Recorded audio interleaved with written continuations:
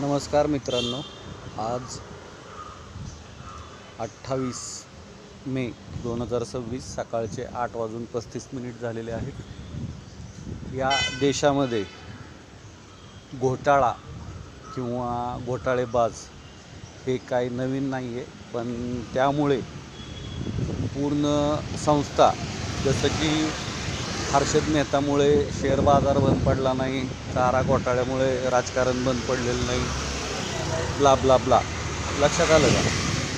आजचा जो विषय आहे तर तो आजच्या तरुण पिढीच्या भवितव्याबद्दल आहे. आज शैक्षणिक क्षेत्रामध्ये जे घोटाळेबाज उघडे पडत आहेत आणि वेगवेगळ्या कारणास्तव वेगवेगळ्या ठिकाणचे त्यांच्या संस्था या टाळे ठोकण्यात येत आहेत. तर सगळ्यात महत्त्वाचं आहे की ज्या काही नियामक बाबी आहेत तर त्याच्यावरती सुसूत्रता आणून, सगळ्यात महत्त्वाचं आहे की आपल्या देशामध्ये 99 आरोपी सोडले तरी चालतं, पण एका निरपराधाला शिक्षा होऊ नये. तर इथं तर प्रश्न भारताच्या भविष्याचा आणि निश्चितच 11वी 12वी आणि त्या अनुषंगाने शैक्षणिक क्षेत्राच्या निमित्ताने देशाचं भवितव्य घडवणाऱ्या सर्व मुलांचा आहे. गेल्या आठवड्यामध्ये लोहगाव ते वाघोली रस्त्यादरम्यान एका स्थानिक व्यक्तीच्या पाल्याने टोकाची भूमिका घेतल्याचं ऐकण्यात आलं.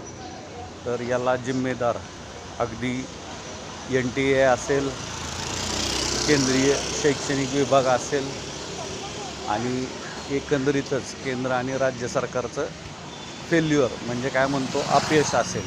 लक्षात आलं का? तर सगळ्यात महत्त्वाचं, सदोष मनुष्यवध जर गृहीत धरला तर यामध्ये आरोप निश्चिती ही केंद्र सरकारची, राज्य सरकारची, NTA बसलेल्या भ्रष्ट अध्यक्षाची आणि कुठलीही नैतिकता न जपणाऱ्या केंद्रीय शिक्षण मंत्र्यांची आणि निर्लज्जपणे ही पेपर लीक नसून फक्त प्रश्न लीक आहे असे म्हणून घेणाऱ्यांची आहे का नाही हे त्यांनीच विचार करून सांगावं.